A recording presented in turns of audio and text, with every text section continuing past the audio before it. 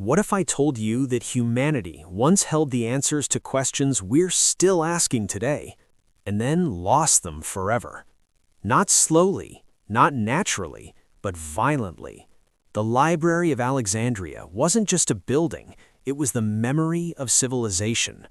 Long before Google, long before universities, long before modern science, this was a place where the ancient world tried to collect everything it knew. And then, it disappeared. What knowledge was lost? How advanced were ancient civilizations really? And why does the destruction of this library still haunt historians today? This is not just history. This is humanity's greatest mystery. The story begins around 300 BCE in Egypt. After the death of Alexander the Great, his empire was divided. One of his generals, Ptolemy I, took control of Egypt. But Ptolemy wanted more than power.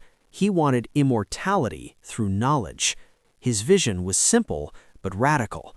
Create a place where every book, scroll, and idea in the world would be collected. Not copied once, not summarized, but preserved in full. Ships entering Alexandria were searched. If books were found, they were seized, copied, and stored.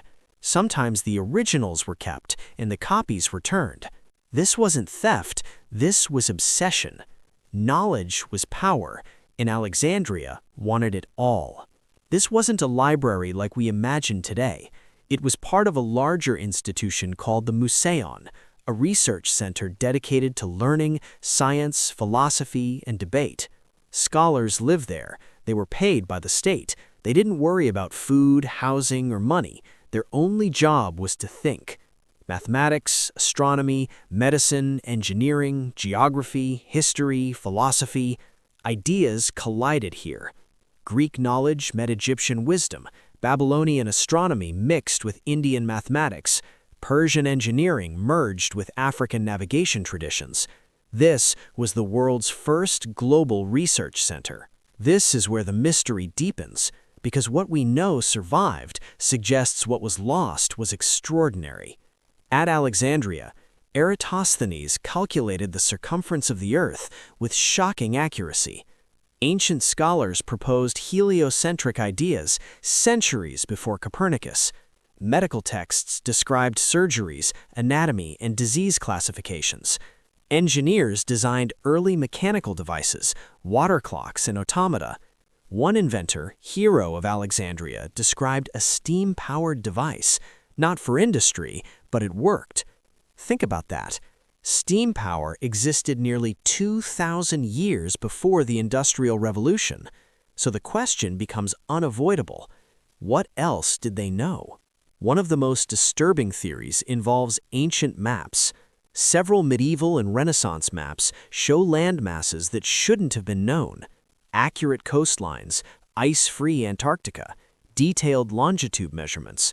Some historians believe these maps were copied from much older sources that may have been stored in Alexandria. If true, ancient civilizations may have had advanced navigation knowledge, long-distance sea travel, global awareness far earlier than we're taught. This challenges the entire timeline of human progress, and it makes the loss of Alexandria far more dangerous. Here's where things get uncomfortable, because the library wasn't destroyed in a single event. It faded, burned, recovered, burned again, over centuries. Each time power shifted, and each time knowledge became a threat. New rulers didn't want educated populations, they wanted obedience.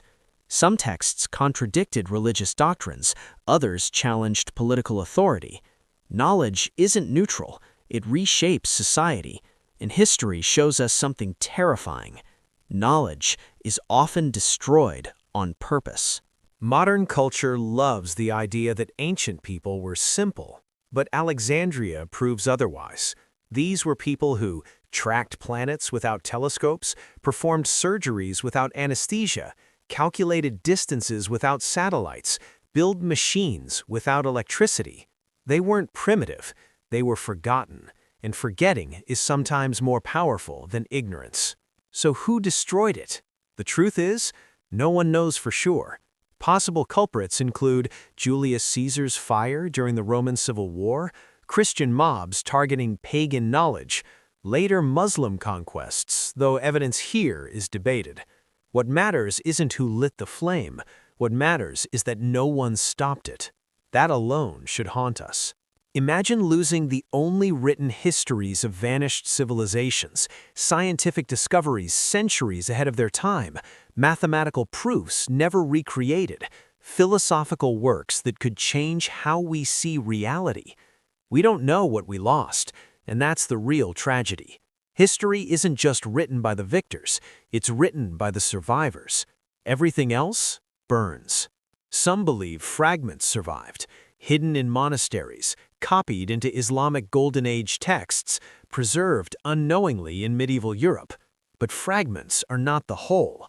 Imagine recovering one page from an encyclopedia and assuming you understand the entire book. That's our situation today. This isn't ancient drama. This is a warning. We live in an age where information is censored, books are banned, history is rewritten, truth is politicized. The Library of Alexandria shows us what happens when knowledge becomes inconvenient. Civilizations don't collapse from lack of resources, they collapse from lost memory. This is a question historians rarely ask out loud. What if the destruction of the Library of Alexandria didn't just erase knowledge, but delayed humanity by centuries? Think about it. The ancient world already understood geometry and advanced mathematics, planetary motion, engineering principles, medicine, and anatomy. After Alexandria's decline, Europe entered what we now call the Dark Ages. Scientific progress slowed, literacy declined, complex knowledge vanished from public life. It took over 1,000 years for humanity to rediscover ideas that once already existed. This raises a disturbing possibility. Human progress is not always forward. It can stall, it can reverse, and it can forget. Alexandria may have been the bridge between ancient brilliance and modern science. When that bridge collapsed, humanity had to rebuild it, stone by stone. The Library of Alexandria teaches us something uncomfortable. Knowledge is fragile. It doesn't disappear because it's wrong. It disappears because it becomes inconvenient. Empires fall, belief systems change, and truths that don't fit the new world are often erased. The scholars of Alexandria believed knowledge should belong to everyone, not kings, not priests, not governments. Everyone. That idea alone made the library dangerous, and it still does. Because even today, the most powerful force on Earth isn't weapons or money, it's information. The Library of Alexandria doesn't leave behind ruins we can fully explore. It leaves behind silence. Silence where answers should be. Silence where discoveries once lived. Silence where humanity briefly understood more than it was ready to protect. We will never know everything that was lost, and that may be the greatest loss of all. But remembering that it existed, remembering that humanity once valued knowledge above power, may be the closest thing we have to honoring it. If you believe history still has secrets waiting to be uncovered, if you believe the past is far more advanced than we're taught, then make sure you subscribe, because this channel is about exploring the knowledge humanity forgot and the mysteries history tried to hide.